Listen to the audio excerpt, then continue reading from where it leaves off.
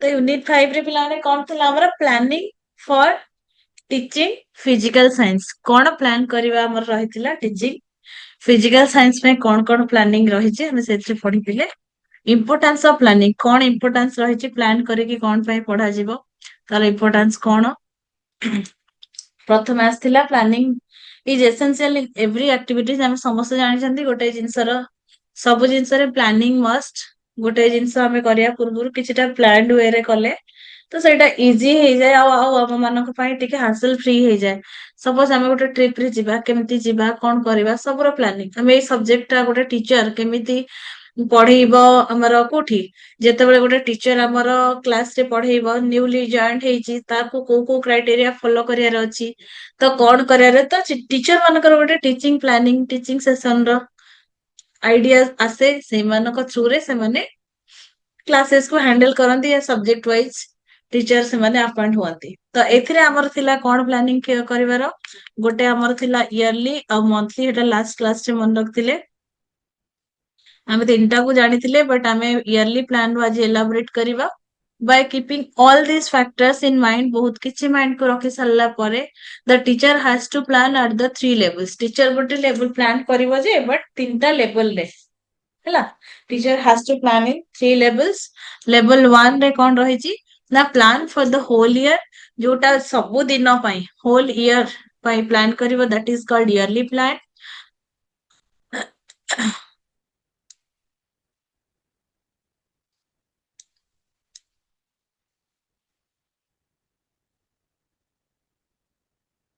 Yearly plan कौन जोटा वर्षक होल ईयर करिवो and plan for the units unit माने मंथली ही पारे 6 मंथ ही पारे क्वार्टर ही पारे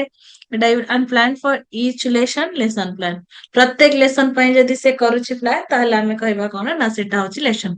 प्रथमे जानिबा इयरली प्लान कोन इयरली प्लान विषय जानिया पूर्व हम जानिया प्रथम जानिचंती एग्जाम मध्ये हमर प्लान अनुसार yearly exam half yearly exam quarterly exam unit test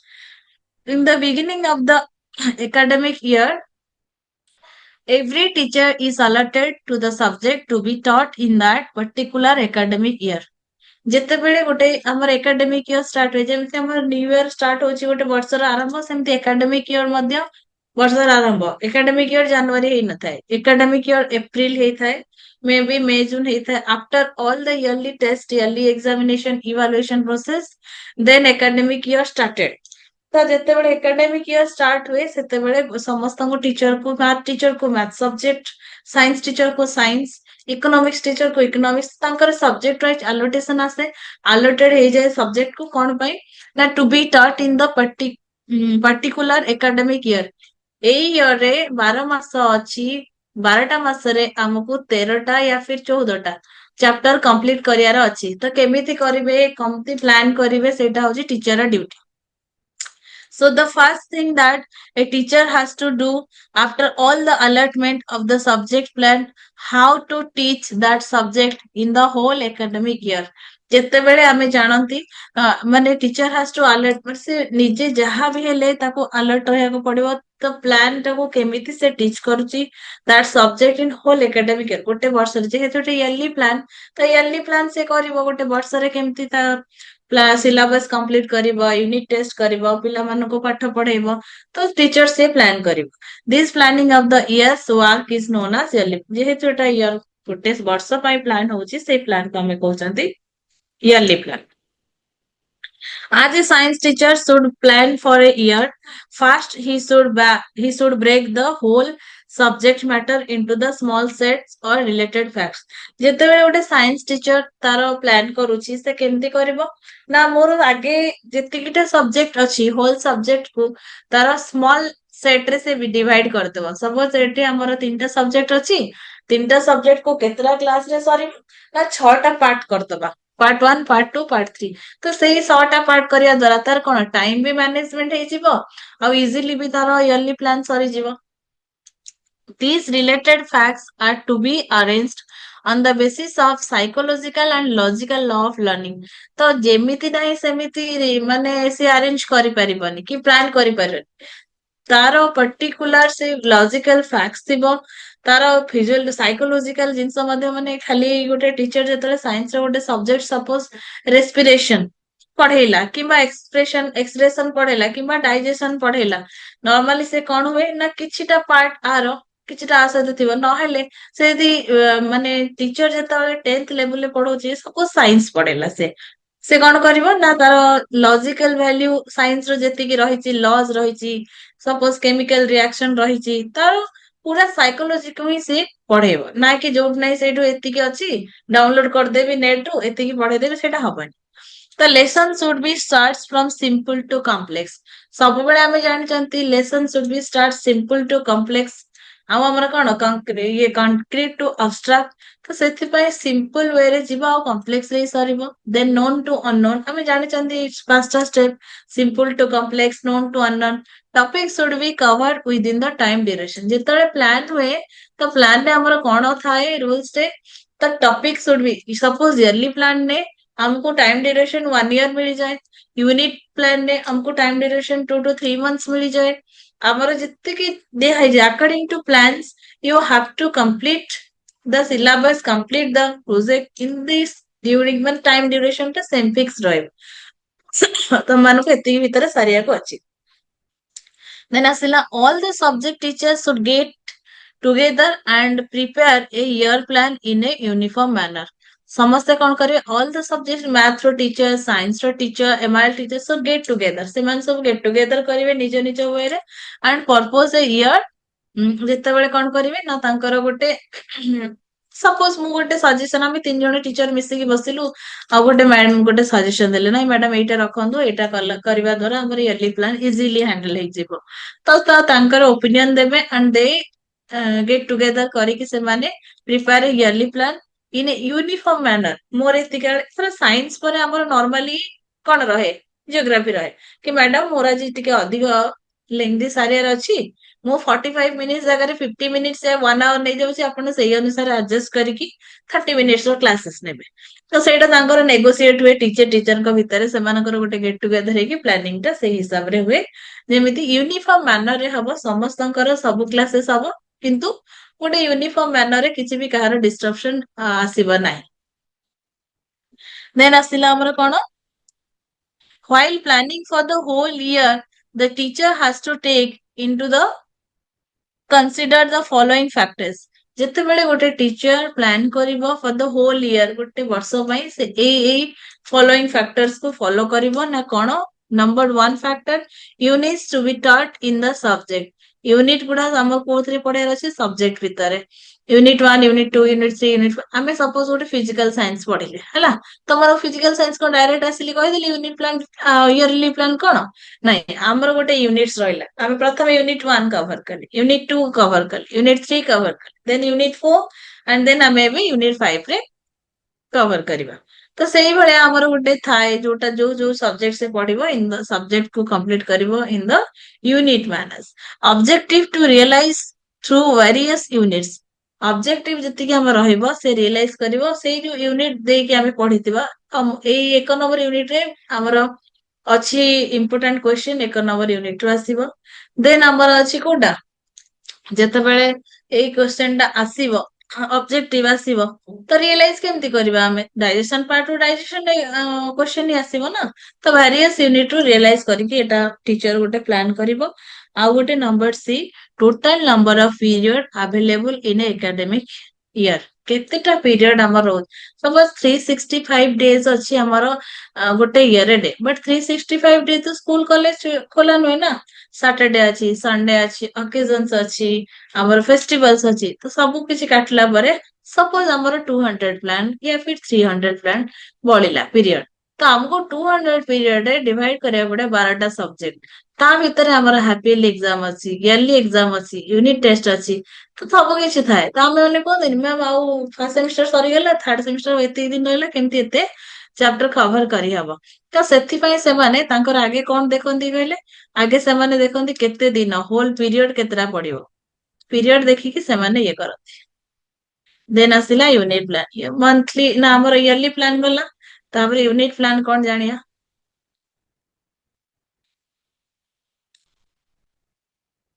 unit plan the planning for a unit is known as unit plan the planning for a year is known as year plan the planning ଫର ଆମର କଣ unit ପାଇଁ ତାକୁ ଆମେ କହିବା unit plan.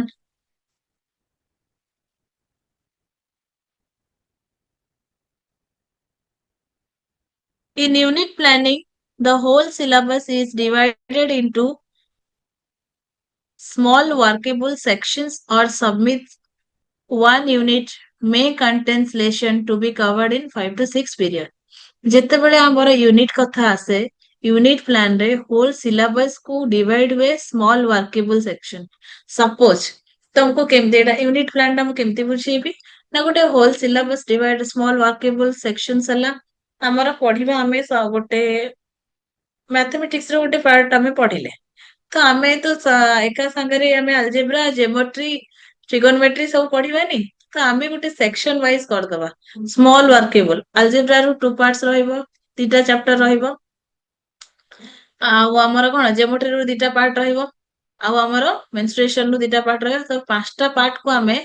ଏମିତି ମ୍ୟାନରଲି divide କଲେ divide କରିସାରିଲା ପରେ କଣ ହବ ନା କଣ କଣ କ୍ୟାରେକ୍ଟରିଷ୍ଟିକ୍ସ ରହିବ ଆଉ ଗୋଟେ ରହିଛି one unit may contains lesson to be covered in 5 or 6 ହଁ ଯେତେବେଳେ ଆମେ ଡିଭାଇଡ କରିଦେଲେ ଯେହେତୁ ୟୁନିଟ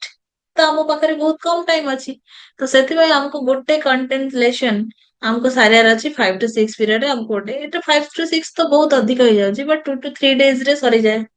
ସପୋଜ ଆମେ 5ଟା ୟୁନିଟ ପଢିଲେ ଆମକୁ କୋଉ ୟୁନିଟ ଟା 1 ଡେ ରେ ସରିଗଲା କୋଉ ୟୁନିଟ ଟା 2 days ଲାଗିଲା କୋଉ ୟୁନିଟ ଟା 3 days ବି ଲାଗିଯିବ ବଡ ୟୁନିଟ ସେଇଭଳିଆ ମାନରେ କୁହାଯାଇଛି ଯେତେବେଳେ ଗୋଟେ ୟୁନିଟ ପ୍ଲାନ ଜଣେ କରୁଛି ତ the teacher should be covered these parts in 5 or 6 periods or 6 classes। କଣ characteristics ରହିବ ୟୁନିଟ ପ୍ଲାନ ର it should achieve content set of certain set of objectives and specification ଯେହେତୁ ଏଇଟା ଗୋଟେ ଆମର କଣ ପର୍ଟିକୁଲାର ଜିନିଷ ହେଇଯାଉଛି ତ ପର୍ଟିକୁଲାର ସର୍ଟନ ଅବଜେକ୍ଟିଭs ଆଉ ସ୍ପେସିଫିକେସନ ହିଁ ରହିବ ୟୁନିଟ ଟେଷ୍ଟ ଇୟରଲି ପ୍ଲାନ ହେଇଛି ଯୋଉଠି ନାହିଁ ସେଇଠି ପଢେଇଦବା ନାଇଁ ୟୁନିଟ ମାନେ ଗୋଟେ ପର୍ଟିକୁଲାର ସେକ୍ସନ କ୍ୱାର୍ଟରଲି 3 ମାସର ହଉ ୟା 2 ମାସର ହଉ ୟା ଫିର ମାସକର ହଉ ସେଥିପାଇଁ ସ୍ପେସିଫିକେସନ ଟା ଏଇଠି କଣ କ୍ଲିୟର ହେଇଯାଏ। It should have similar type of content. It should be based on learning by doing। ଆମର କଣ ଏଇଟା ସିମିଲାର ଟାଇପ ଅଫ କଣ୍ଟେଣ୍ଟ ମାନେ ୟୁନିଟ ରେ ପଢିବା ମାନେ ଗୋଟିଏ ଚାପ୍ଟର କୁ ଆମେ 5ଟା କ୍ଲାସ ରେ ସାରିବା ତ ସେଇଟା କଣ ହବ ଗୋଟିଏ ହି type one type of similar type of content ରହିବ। ଫିଜିଓଲୋଜି ପଢିବା ଫିଜିଓଲୋଜି 5 ଦିନ ପଢିବା ତ କଣ୍ଟେଣ୍ଟ ତ ସେମ ରହିବ ନା।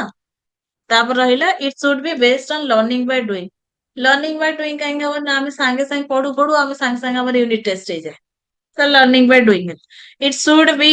according to the needs capabilities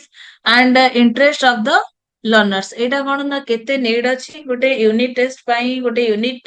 lesson ପାଇଁ ଗୋଟେ ଟିଚର ର କଣ ନିଡ୍ ଗୋଟେ ଷ୍ଟୁଡେଣ୍ଟ ର କଣ ନିଡ୍ କ୍ୟାପାବିଲିଟିଜ କେତେ ରହିଛି ଜଣେ ୟୁନିଟ କୁ କେତେ ଦିନରେ ସାରୁଛି 5 or 6 ଡେ ନଉଛି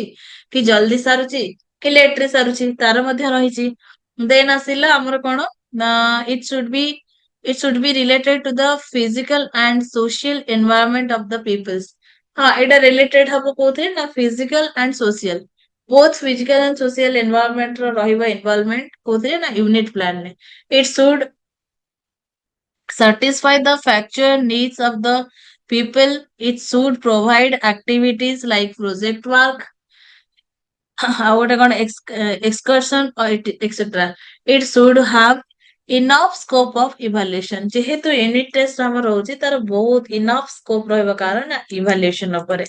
ଦେନ୍ ଆସିଲା importance of unit user of important କଣ ରହିଛି ଆଉ କଣ ୟୁଜ ରହିଛି ୟୁନିଟ ପ୍ଲାନ। ଆମେ ଗୋଟେ ୟୁନିଟ ପ୍ଲାନ କରିବା ଦ୍ଵାରା କଣ ଇମ୍ପୋର୍ଟାଣ୍ଟ ପାଉଛନ୍ତି ନା ଇଟ କ୍ଲିୟର୍ସ ଦ ଜେନେରାଲ ଏମ୍ସ ଆଜ ୱେଲ ଆଜ ସ୍ପେସିଫିକ ଏମ୍ସ ଅଫ ଟିଚିଂ। ଗୋଟେ ଜେନେରାଲ ଏମ୍ ବି ଥାଏ ଆଉ ଗୋଟେ ସ୍ପେସିଫିକ ପର୍ଟିକୁଲାର ଏମ୍ ମଧ୍ୟ ଥାଏ ଟିଚିଂ କରିବାର ୟୁନିଟ ଟେଷ୍ଟ ର ଏଟା ହଉଛି use and importance also. It helps to develop certain type of skill among the students. ଗୋଟେ ସ୍କିଲ୍ ମଧ୍ୟ ବଢାଏ ଗୋଟେ ସର୍ଟନ ମତଲବ ପର୍ଟିକୁଲାର ଟାଇପ ଅଫ ସ୍କିଲ୍ ବଢାଏ ଷ୍ଟୁଡେଣ୍ଟଙ୍କ ଭିତରେ। ଇଟ ସେଭ ଟାଇମ ଯେହେତୁ ୟୁନିଟ ଟେଷ୍ଟ ହୁଏ ୟୁନିଟ ପ୍ଲାନ ହୁଏ ତ ଆମ ମାଇଣ୍ଡ ରେ ଥାଏ ଆମେ ଆକୁ କଣ 2 ମାସର ପାଠ 3ଟା ପିରିୟଡରେ ସାରିବୁ ତ ଟାଇମ ସେଭିଂ ହେଇଯାଏ। It develop interest of student to towards learning learning ପାଇଁ ଆମର ଗୋଟେ ଡେଭଲପ ଥାଏ ଇୟରଲି ପ୍ଲାନରେ କଣ ଗୋଟେ ପିଲା ବୋର ହେଇଯିବ ଏତେ ଦିନ କଣ ମ୍ୟାଡାମ ଆସୁଛନ୍ତି ସେଆକୁ ସେଆକୁ ପଢଉଛନ୍ତି ରିପିଟ କରୁଛନ୍ତି ବଟ୍ ୟୁନିଟ ରେ କଣ ହୁଏ ନା ଆମର ବହୁତ ଇଣ୍ଟରେଷ୍ଟ ବଢିଯାଏ ନାଇଁ ନାଇଁ ଆମକୁ ଏଇଟା ଏଇଟା ଆମେ ଯୋଉଟା ଏବେ ପଢୁଛନ୍ତି କରେଣ୍ଟଲି ସେଟା ୟୁନିଟ ଟେଷ୍ଟ ହବ ମ୍ୟାଡାମ 5ଟା କ୍ଲାସ ନେବେ ମୁଁ ଯଦି ଗୋଟେ କ୍ଲାସ ମିସ୍ କରିଦେବି ତ ମୁଁ ଗୋଟେ 4ଟା ୟୁନିଟ ରୁ ଜାଣିପାରିବିନି ତ କ୍ୟୁରିଓସିଟି ଆଉ ଇଣ୍ଟରେଷ୍ଟ ମନରେ ବହୁତ ଥାଏ ୟୁନିଟ ଟେଷ୍ଟରେ ଆଉ ଗୋଟେ କଣ ରହିଲା ନା steps involved in the unit planning କୋଉ କୋଉ steps ରହିବ ପ୍ରଥମେ ରହିବ ପ୍ରିପାରେସନ ପ୍ରତ୍ୟେକ ଜିନିଷରେ ପ୍ରଥମେ ଆମକୁ ପ୍ରିପାରେସନ ପ୍ରିଭିୟସ ନଲେଜ ଟେଷ୍ଟେଡ ପ୍ରିଭିୟସଲି କଣ ଥିଲା ନଲେଜ କେତେ ଟେଷ୍ଟ ହେଇଛି କଣ ରେଜଲ୍ଟ ଆସିବ ସେଟା କଲେ ଦେନ୍ ଆସିଲା presentation presentation is must in unit plan ତାର ଆମର ଯେତେବେଳେ ରହିଲା ଦେନ୍ ଆସିଲା ସମରାଇଜେସନ କଣ ପଢିଲ କଣ କଲ ୟୁନିଟ ରେ ମ୍ୟାମ୍ ୟୁନିଟ ପ୍ଲାନିଂ ରେ ହଁ କୁହ ସ୍କ୍ରିନ୍ ମୋର ସ୍କ୍ରିନ୍ ସେୟାର ଅଛି ନା ଅଲରେଡି ସ୍କ୍ରିନ୍ ଆସୁନି ମତେ ହିଁ ଶୋ କରୁନି ବୋଧେ ମୋର କଣ ନା ପ୍ରୋବ୍ଲେମ ନା ନା ମ୍ୟାମକୁ ବି ଶୋ କରୁନି ଏଇଟା ଆସୁନି ଶୋ କରୁନି।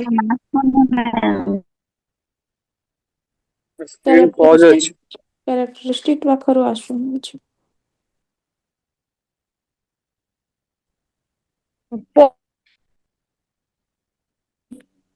ପଜ କଣ ପାଇଁ ହେଇଯାଇଛି ଗୋଟେ ମିନିଟ ଦେଖିବା ଆଉ ଥରେ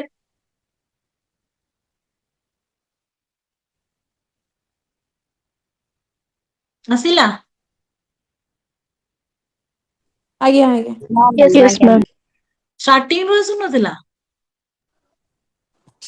ନା ଫାଷ୍ଟ ଆସିଥିଲା ତାପରେ ଆପଣ କ୍ୟାରେକ୍ଟରିଷ୍ଟିକ ପାଠ ଥିଲା ପାଠ ମ୍ୟାମ୍ ଏଇ ପଢୁଛନ୍ତି 2-3 ମିନିଟ୍ ଆଚ୍ଛା ମାନେ ଶୋ କରୁନି ଏବେ ଆସିଲା ମ୍ୟାମ୍। ହଁ ୟେସ୍ ମ୍ୟାମ୍ ତ ଆସିଲା ଏବେ। ଷ୍ଟେପ୍ସ ରେ ଆମର ରହିଲେ କଣ ନା ପ୍ରିପାରେସନ ରହିଲା ପ୍ରିଭିୟସ ନଲେଜ କଣ ରହିଥିଲା ପ୍ରିପାରେସନ ତ ସବୁଥିରେ ରହିବ ଯେହେତୁ ଆମେ ଗୋଟେ ୟୁନିଟ ପ୍ଲାନ କୁ ଯିବା ଆମେ ଗୋଟେ ୟୁନିଟ ପ୍ଲାନ ଟିଚର୍ସ କରିବ ତାର ପ୍ରିପାରେସନ ନିହାତି ରହିବ ତାକୁ ଏତିକି ସବଜେକ୍ଟ ଏତିକି ଦିନ ଭିତରେ ସାରିବାର ଅଛି ହାଉ ଟୁ ପ୍ରିପେୟାର ସେ ନିଜେ ବି ପ୍ରିପେୟାର ହବ ସମରାଇଜେସନ କରିବ ପ୍ରେଜେଣ୍ଟେସନ କଣ ଦେଖେଇବେ ତ ୟୁନିଟ ଟେଷ୍ଟ ରେ ସବୁ ଜିନିଷର ତ ଫିଜିକାଲ ମାନେ ଆମର କଣ ଥିଓରିଟିକାଲ ପାଠ ନାହିଁ କିଛି କିଛି ପ୍ରାକ୍ଟିକାଲ ବି ଅଛି ଯୋଉଟା କି ସେ ଥ୍ରୁ ପ୍ରେଜେଣ୍ଟେସନ ପଢେଇବେ ଆଉ କିଛି କିଛି ସମରାଇଜେସନ କଣ ନା ଆମେ ଗୋଟେ ପାରାଗ୍ରାଫ ଆମେ ଗୋଟେ ସବଜେକ୍ଟ ପଢିଲେ ତାର ସମରାଇଜେସନ ଟା କଣ 2-3ଟା ପଏଣ୍ଟସ ହେଲା କି ଇମ୍ପୋର୍ଟାଣ୍ଟ ନୋଟ୍ସ ହେଲା ଯୋଉଟା ଆମେ ଆମର ପଢନ୍ତି ସିବିଏସଇ ବୁକ୍ସ ରେ ଦେଖିନା ଗୋଟେ ଚାପ୍ଟର ସରିବ ତାପରେ ସମରାଇଜ ଥିବ ଡିଫିକଲ୍ଟ ୱାର୍ଡସ ତ ସେଇଟା ସେ ଟିଚର ର କାମ ହଉଛି ୟୁନିଟ ପ୍ଲାନ୍ସ କଲା ବେଳେ ସମରାଇଜେସନ ମଧ୍ୟ କରେ ଡିଲ୍ ମାନେ କଣ ପ୍ରାକ୍ଟିସ ଗୁଡ ମାନେ କଣ୍ଟିନ୍ୟୁଅସ ପ୍ରାକ୍ଟିସ କନସିଷ୍ଟେନ୍ସି ହଉଛି ଡିଲ୍ ତାପରେ ଆମର ଆସିଲା କଣ ନା ଇଭଲ୍ୟୁସନ ଏମିତି ୟୁନିଟ ପ୍ଲାନ କରିସାରିଲା ପରେ କେମିତି ସେଟା ପ୍ଲାନ କୁ ଏକ୍ଜିକ୍ୟୁଟ କରିବ ତାପରେ ତାକୁ ଇଭାଲୁଏଟ କରିବ ଦେନ୍ ଆସିଲା ପିରିୟଡ ପ୍ଲାନ ୟା ଫିର ଲେସନ ପ୍ଲାନ ଗୋଟେ ଗଲା ଆମର ଇୟରଲି ଗୋଟେ ଆମର ୟୁନିଟ ଆଉ ଗୋଟେ ଆସିଲା period or lesson plan an activity well planned in advance comes out to be successful so is the class teaching before making the period plan the teacher should know this ଆମେ କଣ ଜାଣିଛନ୍ତି ଗୋଟେ period plan ବିଷୟରେ କହିବା ପୂର୍ବରୁ an activity ଯୋଉ activity ଟା କରିବା ସେଟା ୱେଲ ପ୍ଲାନ୍ଡ ରେ ହେଇକି ଥାଏ ମୁଁ ପହରଦିନ ଆଇସିଟି ର କ୍ଲାସ ନେବି ମତେ ଏତିକିଟା ସାରିବାର ଅଛି ତ ସେଇଟା ଗୋଟେ ପ୍ରି ପ୍ଲାନ୍ଡ ହେଇକି ଥାଏ ଆଡଭାନ୍ସଲି ମୁଁ ଏତିକି ଆଡଭାନ୍ସ କରିଦେଲି ମତେ ଆଜି ୟୁନିଟ 5 ର ପେପର ପେଜ ନମ୍ବର 5-7 5-8 ପଢିବାର ଅଛି ଦେନ୍ ଆସିଲା ଆମର କଣ ନା କଣ ଏକ୍ସାମ୍ପଲ ଦେଇଛି କଣ ସେମାନେ ପ୍ଲାନ କରନ୍ତି ତା ପୂର୍ବରୁ ପିରିୟଡ ପ୍ଲାନରେ what is he going to teach କଣ ସେ ପଢିବାକୁ ଯାଉଛନ୍ତି teachers how is going to teach କିପରି ସେଟା ଯାଉଛନ୍ତି ଆଉ ଗୋଟେ କଣ what teaching aid he is going to use ଯେହେତୁ ଏଟା ପିରିୟଡ ପ୍ଲାନ ମାନେ କଣ ନା ୟୁନିଟ ନା ଇୟରଲି ନା ହାଫ ଇୟରଲି ନା କ୍ୱାର୍ଟରଲି ତ ଡିରେକ୍ଟଲି ସେମାନେ ଲେସନ ପ୍ଲାନ ୟୁନିଟ ପ୍ଲାନ ଆମର ପିରିୟଡ ପ୍ଲାନ କରିଛନ୍ତି ସେ କେମିତି ପଢେଇବେ କଣ ପଢେଇବେ ସବଜେକ୍ଟ କଣ ରଖିବେ what question Hi is going two ask କୋଉ କ୍ୱେଶ୍ଚନ ସେମାନେ ପିଲାମାନଙ୍କୁ ପଚାରିବେ all are planned in the advance so the lesson plan is mirror image of the classroom behavior of the teacher ସେଥିପାଇଁ ଏଇଟା ବହୁତ ଇମ୍ପୋର୍ଟାଣ୍ଟ। ଆଉ ମିରର ଇମେଜ କଣ, ଗୋଟେ ଟିଚର କୁ ଗୋଟେ ଷ୍ଟୁଡେଣ୍ଟ ଜାଣିବ କେମିତି ନା ଲେସନ ପ୍ଲାନ ଥ୍ରୁରେ। ନାଇଁ, ଆମ ଟିଚର ପଢେଇବା ପୂର୍ବରୁ ଡ୍ରିଲ କରିଛନ୍ତି, ସମରାଇଜେସନ କରିଛନ୍ତି, ଆମକୁ ପ୍ରେଜେଣ୍ଟେସନ ଥ୍ରୁରେ ପଢଉଛନ୍ତି, କ୍ୱେଶ୍ଚନ ଆନ୍ସର ଚାଲିଛି, ଟିଚିଂ ଲର୍ନିଂ ମ୍ୟାଟେରିଆଲ ୟୁଜ କରୁଛନ୍ତି, conversation both the students and teachers ଦି ଜଣଙ୍କ ଭିତରେ ହଉଛି। ତ ସେଥିପାଇଁ ଆମେ କହିପାରିବା ନାଇଁ, ଏଇଠୁ ଆମେ କଣ ଜାଣିପାରିବା, ମିରର ଇମେଜ ମାନେ ଏଇଟା ଗୋଟେ ପ୍ରତିଛବି କାହାର ନା କ୍ଲାସରୁମ ବିହେଭିୟର ର କେମିତି ରହୁଛି। Through lesson plan, we can see the originality and talents of a teacher. ଗୋଟେ ଆମେ ଲେସନ ପ୍ଲାନ ରୁ ଜାଣିବା, କାହିଁକି ନା ଏଇଟା ୟୁନିଟ ପ୍ଲାନ ନୁହେଁ କିମ୍ବା ଇୟରଲି ପ୍ଲାନ ନୁହେଁ। କିଛି ଦିନ ଆଗରୁ ଆମକୁ ପ୍ରି ପ୍ଲାନ କରିବାକୁ ପଡିବ, ବର୍ଷକର ଯାକ ପାଠ ଜାଣିବାକୁ ପଡିବ। ଯେହେତୁ ଏଇଟା direct lesson plan period plan ହଉଛି, ତ ଆମେ ଟିଚର୍ସ ର ଅରିଜିନାଲିଟି କେତେ ଆଉ ଟ୍ୟାଲେଣ୍ଟ କେତେ। ସପୋଜ ମୁଁ ତମକୁ ଡାଇରେକ୍ଟ ମୁଁ ଆସିଲି କ୍ଲାସ ନେଲି ପଢେଇଲି, ଏଇଟା ଆମର କଣ ଅରିଜିନାଲ, କିଛି ସେଥିରେ ନାହିଁ। ମୁଁ ଫିଜିକାଲ ସାଇନ୍ସ ପଢେଇବି ବୋଲି 2-3 ଦିନ ଆଗରୁ ପ୍ରିପେୟାର ହେବି, ଆଉ ଆମର ପ୍ଲାନିଂ ବିଷୟରେ ଜାଣିବି, ୟୁନିଟ 1-2 ରେ କଣ ଅଛି ନାଇଁ। ସେଇଟା ହେଲେ ପର୍ଟିକୁଲାର ଆମେ କଣ ହବା, ପର୍ଟିକୁଲାର ଜଣେ ଅନପ୍ରିପେୟାର୍ଡ ଟିଚର ୟା ଫିର ଆଉ ଗୋଟେ ଅନନୋନ ପର୍ସନ ପଢିଲା ଭଳିଆ ତମକୁ ଲାଗିବ। ତ ସେଥିପାଇଁ ଜଣା ପଡେ ଅରିଜିନାଲିଟି ମେଣ୍ଟେନ। ମ୍ୟାମ ଅରିଜିନାଲିଟି ରେ ପଢଉଛନ୍ତି ନା ଆମକୁ ଯାହା ନୋଟ୍ସ ଲେଖା ହେଇଛି ସେୟା ପଢେଇ ଦଉଛନ୍ତି, ନା ଆମକୁ ମୋବାଇଲ ରଖିଛନ୍ତି ଦେଖିକି ପଢଉଛନ୍ତି। ତ ଆମେ ଜାଣିପାରିବା କ୍ଲାସରୁମ ଟିଚିଂ ୟା ଫିର ଆମର କୋଉଥିରେ ପିରିୟଡ ପ୍ଲାନିଂ ରେ, ଯୋଉଟା ଇନଷ୍ଟାଣ୍ଟ ଆମର ପିରିୟଡ ପ୍ଲାନିଂ ରେ ଗୋଟେ ଟିଚର ପ୍ଲାନ କରେ। ଅବଶ୍ୟ ସେଟା ଆଡଭାନ୍ସ ହେଇଥାଏ କୋଉ ଗୁଡା ପ୍ଲାନ ଗୁଡା ଆଡଭାନ୍ସ ହେଇଥାଏ। ମୁଁ ଆଜି ଏଇଟା ପଢେଇବି ସମରାଇଜ ହେଇଥାଏ, ଡେମନଷ୍ଟ୍ରେସନ ହେଇଥାଏ। ବଟ ଯୋଉଟା ପଢେଇବ ସେଇଟା ତ ଆଡଭାନ୍ସ ହେଇନଥାଏ ନା, ଡିରେକ୍ଟଲି ପଢାଏ। ତ ସେଥିପାଇଁ ହେଲା କଣ ନା, we can see the originality and talent of a teacher of the ଦେନ୍ ଆସିଲା ଏଟା କଣ, they can say lesson plan is a blueprint. ଆମେ କଣ କହିପାରିବା ନା lesson, we can say that lesson plan ହଉଛି ଗୋଟେ ବ୍ଲୁ ପ୍ରିଣ୍ଟ। ନିଶ୍ଚିତ ରୂପେ ଆମେ କହିପାରିବା ଯାହା ପଢେଇବା କଣ ହେଲା, ଏଟା ଗୋଟେ ଲେସନ ପ୍ଲାନ, ଗୋଟେ blue print. Grid map of the for the action, ଗୋଟେ ମ୍ୟାପ। ଆଜି ମୁଁ ଏଇ ଜିନିଷଟା ପଢେଇବି, ଏଇଟା କରିବି, ଲେସନ ଏତିକି କରିବି, ଏଟା ଗୋଟେ ଆମେ ଗ୍ରିଡ ମ୍ୟାପ କଲେ ଏତିକି କଭର ହବ। ଆଉ ଗୋଟେ ଆମେ କହିପାରିବା creative piece of work. Creative piece of work obviously, କାହିଁକି ନା ଗୋଟେ ଟିଚର ଯେତେବେଳେ ପ୍ଲାନ୍ଡ ୱେ ରେ ଆସେ ପଢେଇବା ପାଇଁ, ସେ ପ୍ରଡକ୍ଟିଭ ଅଧିକ କ୍ରିଏଟିଭ ଲାଗେ, ଅଧିକ ପ୍ରଡକ୍ଟିଭ ଲାଗେ, କ୍ଲାସ ଟା ଆହୁରି ଇଣ୍ଟରେଷ୍ଟିଂ ଲାଗେ। ସେଥିପାଇଁ ଆମେ କହିପାରିବା this is a creative piece of work. Then ଆସିଲା comprehensive chart of classroom ma'am teaching. Hello ହଁ ହଁ ମ୍ୟାମ୍ ବ୍ଲୁ କୁହ। ପ୍ରିଣ୍ଟ ମିନ୍ସ କଣ? ବ୍ଲୁ ପ୍ରିଣ୍ଟ ବ୍ଲୁ ମାନେ ପ୍ରିଣ୍ଟ ଆମେ ମାନେ ବ୍ଲୁ ପ୍ରିଣ୍ଟ ମାନେ କଣ, ଆମେ ଆମେ କାଲି ଆମର କଣ ଅଛି, ମ୍ୟାରେଜ ଫଙ୍କସନ ଅଛି ହେଲା। ଆମେ ମଣ୍ଡପ ବୁକ୍ କଲେ, ମଣ୍ଡପ ବୁକ୍ କରିବା ପୂର୍ବରୁ ତମ ବାବା ଗଲେ କି ତମ ଘରୁ କିଛି ଜଣ ଗଲେ ବଡ ଲୋକ, ଆମର ଗୋଟେ ବ୍ଲୁ ପ୍ରିଣ୍ଟ ହେଲା। ଏଇଠି ଡାଇନିଂ ହବ, ଏଇଠି ବର କନିଆ ବସିବେ, ୟା ଫିର ଏଇଠି ଷ୍ଟେଜ ହବ, ଏଇଠି ମେଲୋଡି ହବ, and this is the dining area. ତ ଆମେ ଏଇଟା ତାକୁ କହିଲା ପରେ ଆମର ଡିଜାयर ଅନୁସାରେ କଣ ହୁଏ, ଡେକୋରେସନ ହୁଏ। ଯୋଉଠି ଆମେ କହିଛନ୍ତି ସେଇଠି ଷ୍ଟେଜ ହେଲା, ଯୋଉଠି ଆମେ କହିଛନ୍ତି ସେଠି ଡାଇନିଂ ହେଲା, ଯୋଉଠି ଆମେ କହିଛନ୍ତି ସେଟା ହାତ ଧୋଇବା ପାଇଁ ହେଲା, ଯୋଉଠି ଆମେ କହିଲେ ସେଲଫି ପଏଣ୍ଟ ହେଲା। ତ ସେଇ ସବୁ ଯୋଉଟା ଗୋଟେ ଆଜେଣ୍ଡା ବନା ହୁଏ, ଏଇଟା ଏଇଟା ଆପରେ ହବ। ଗୋଟେ ବାହାଘରର ରିଚୁଆଲସ କଣ, ଗୋଟେ ମ୍ୟାରେଜ ରେ ବରଯାତ୍ରୀ ଆସିବେ ୟା ଫିର ରିସେପସନ ହବ, ସବୁ କିଛିର ଡିସକସନ ଯୋଉ ପ୍ରିଭିୟସଲି ପ୍ଲାନ୍ଡ ୱେ ରେ ହୁଏ, that is the blue print. ତ ଯେତେବେଳେ ଟିଚର ସେମିତି କ୍ଲାସ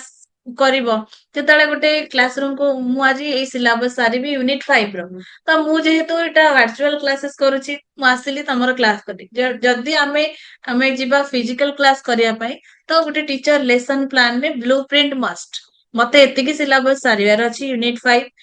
5 କୁ ଡିଭାଇଡ କରିବାର ଅଛି ୟୁନିଟ 1 2 3 4 5 କରିକି। ମେ ବି ୟୁନିଟ 1 2 to 3 days ଲାଗିବ, ମେ ବି ୟୁନିଟ 2 1 day ରେ ସରିଯିବ। That is the blue print. ଗୋଟେ ମାଇଣ୍ଡ ରେ ଆସେ, ଆମେ କହୁନାହାନ୍ତି ତମମାନେ ଏଇ କ୍ଲାସ ସାରିବ, ମ୍ୟାମ ଆମକୁ ସିଲେକ୍ସନ କ୍ୱେଶ୍ଚନ ଦିଅନ୍ତୁ। ସିଲେକ୍ସନ କ୍ୱେଶ୍ଚନ କଣ, ଗୋଟେ କଣ ମାନେ ସେଟା କଣ କୁହନ୍ତି, ଗୋଟେ ଡମି କ୍ୱେଶ୍ଚନ। ଏକ୍ସାମ ରେ କଣ ଆସିବ ତାକୁ ବେଶ କରିକି ଆମେ ନଟ ଏକ୍ଜାକ୍ଟଲି ପର୍ଟିକୁଲାର, ବଟ ଗୋଟେ ସେଇଟା ଆମେ କୁହନ୍ତିନି ମେମୋରିଜ ବ୍ଲୁ ପ୍ରିଣ୍ଟସ ଆମର ରହିଯାଏ। ଆମେ ଯୋଉ ଜିନିଷ ପାଇଁ ଯାଆନ୍ତି, ଆମେ ସପୋଜ ଗୋଟେ ଟ୍ରିପ ରୁ ଆସିଲେ, ଟ୍ରିପ ତ ରହିବନି, ସେ ଦିନ ତ ପଳାଏ, ବଟ ମେମୋରି ଟା ବ୍ଲୁ ପ୍ରିଣ୍ଟ ହେଇକି ରହିଯାଏ ମାଇଣ୍ଡ ରେ। ତ ସେ ଯୋଉ pre planned conversation, agendas, what to do, ସେଇଗୁଡାର ଚାର୍ଟ ହଉଛି ବ୍ଲୁ ପ୍ରିଣ୍ଟ। ବୁଝିପାରିଲ? Okay ma'am. ତ ସେଥିପାଇଁ ତ ଆଉ ଗୋଟେ କଣ ରହିବ ନା ଗାଇଡ ମ୍ୟାପ। ଗାଇଡ ମ୍ୟାପ ମାନେ ସେଇ ଟାଇପ ର ମ୍ୟାପିଂ, ପ୍ରିଣ୍ଟିଂ, ବ୍ଲୁ ପ୍ରିଣ୍ଟିଂ ମାନେ କଣ, ଗୋଟେ ମାଇଣ୍ଡ ରେ ସେଇଟା ଥାଏ ମତେ ଏଇଟା କରିବାର ଅଛି। ଗୋଟେ ଟିଚର ର ଏତିକି ଜିନିଷ ରହିଲେ ସେ କଣ କରିପାରିବ ନା ଲେସନ ପ୍ଲାନ ଜାଣିପାରେ, କରିପାରେ। ତାପରେ ଆସିଲେ character characteristics of a good plan ସବୁ ଜିନିଷରେ ତ good bad ଅଛି ବଟ୍ ଯେହେତୁ ଗୋଟେ ଟିଚର ପ୍ଲାନ୍ କରୁଛ ଆଉ ସବୁ ତ ମଣିଷ ମାତ୍ରକେ ପୁରା 100% ପରଫେକ୍ଟ ହେଇନଥିବ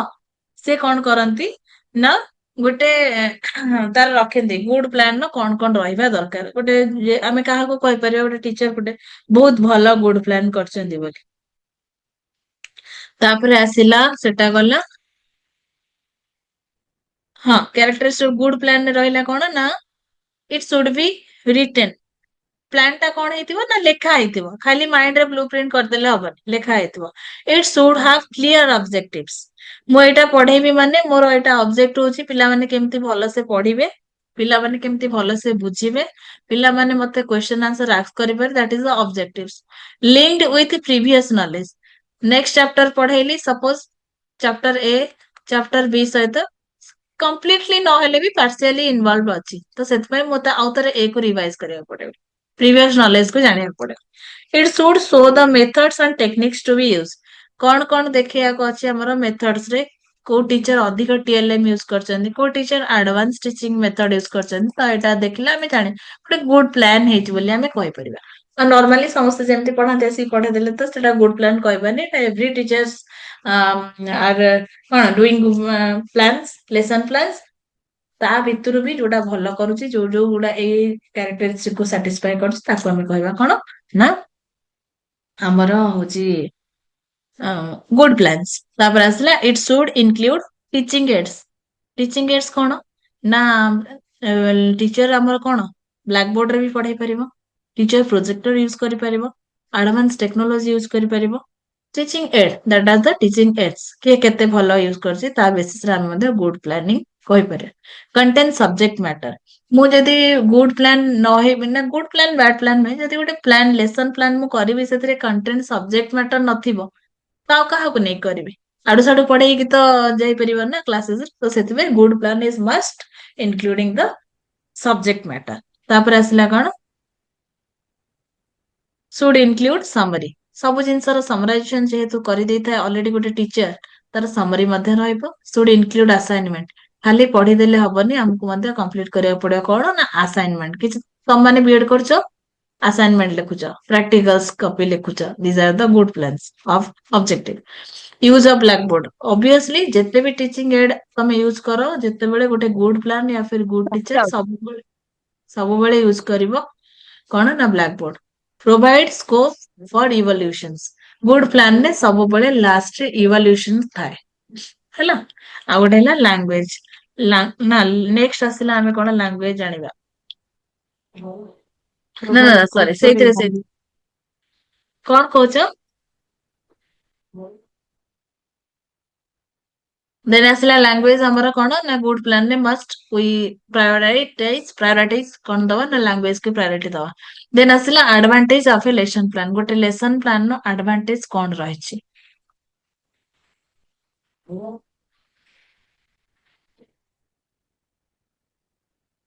मैम टीएलएम रो फुल फॉर्म कौन? Teaching learning material thank you.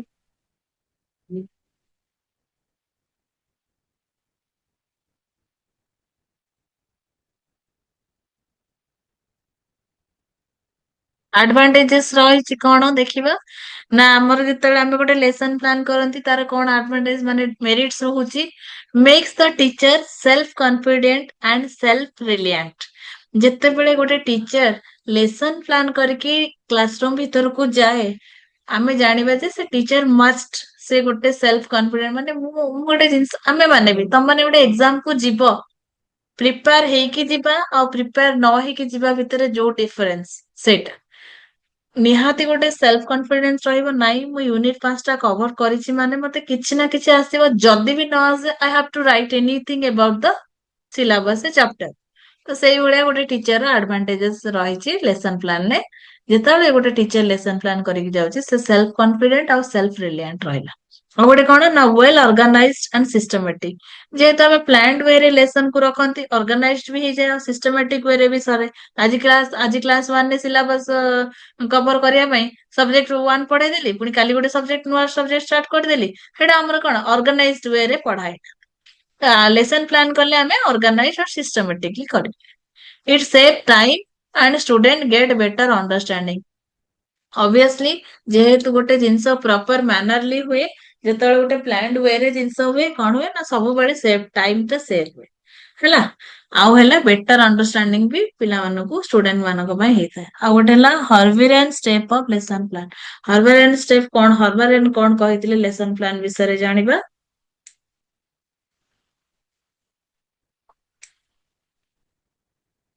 से कहते preparation presentation comparison of association generalisation एगुड़ा सब स्टेप्स मन रखिबो no need to describe anything as written but you have to describe in your words preparation according to J.F. Herbert जेहेतु एटा Herbert एई scientist कहितले सेति पय हर्बरियन step of lesson plan कह जाउची J.F. Herbert the teacher should first of all prepare in the mind of subject to receive new knowledge preparation माने कोन गोटे जिनस receive करिवो new knowledge को ताको practice करिवो presentation कोन दिया जीवो से विषय रे जानिया पय after the step first step जेतळे प्रिपरेशन हे गला the lesson should be present in the simple and familiar way सेटा को हमें प्रेजेंटेशन कहबा जेतेबेले प्रिपरेशन सरी गला तो सेटा गोटे वे रे प्रेजेंट हबो ताको हमें कोन कहले प्रेजेंटेशन आ गोटे कोन कंपैरिजन और association in this step students asked to observe carefully हमें कोन करंती ए केस रे ना आस्क करंती ए ऑब्जेक्ट रा हमें जो प्रैक्टिकल कले या फिर जोटा प्लान कले ताको केयरफुली ऑब्जर्व करिया पे and compare them with other set of exam comparison माने ही तो कंपेयर आसिला अदर एग्जांपल ऑफ फैक्ट सहित कंपेयर करिया को हमें कोन कहउचंदी ना कंपैरिजन और एसोसिएशंस जनरलाइजेशन कोन it should be done with the participations of people these steps involve reflective thinking because of the whole knowledge learned as to be systematic जेहेतु सिस्टमाइज लर्निंग गोटे प्लानिंग रे हेता है तो it should be done in the participating जे किए participate करचंती केते जण हमर स्टेप इन्वॉल्व करचंती थिंकिंग बिफोर माने केते जण नॉलेज विषय रे थिंक करचंती भाबुचंती ताको हमें जनरलाइजेशन कहबा या फिर एनालिसिस भी कहि परिबा तापर आसिला एप्लीकेशन जहां जानिले जहां पढिले कोठी हमें अप्लाई करिया whatever student learn should be applied to now situation and unfamiliar fact हमें जानिबा केमती गोटे प्लानिंग तो कर देले गोटे न्यू सिचुएशन ने करले हमें जानि परबे एटा सक्सेसफुल होउची कि होउनी so that there will be transfer of training knowledge और गेन ता द्वारा कोन होय ना ट्रांसफर में हमर कोन ना नॉलेज गेन करियारो आ हमर कोन होबो ना थिंकिंग पावर मध्ये बढ़िबो आ गोटे रहले recapitulations it is the last step in this step teacher will know that the people have learned where they stand जानिबे लास्ट को कोन the people have learned से माने पाठ पढ़िले या फिर जानिले where they stand and whether the teacher himself is successful in his aim or not जेतेबेले जानले properly गोटे पीपल माने फल से पढुची एंड आल्सो कोन होची ना गोटे टीचर मध्य हिमसेल्फ माने टीचर निजे मध्य सक्सेसफुल हेछि रिकैपिचुलेशन मने रखिबो स्टार्टिंग रु कोन कोन तार रहिछि हमर हर्बेरियन प्रोसेस रे जेहेतु एटा एचएफ हर्बर्ट करथिले तापर असला कंस्ट्रक्टिविस्ट अप्रोचेस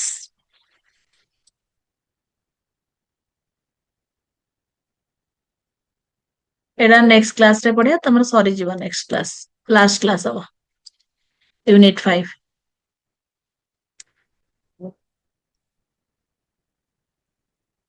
एटा मन रखियो पिला माने एति की वर्ड मन रखि दबो हर्बेरियन मे भी शॉर्ट नोट्स रे आसे नहले एमति डायरेक्ट यूनिट 5 रे पके दिए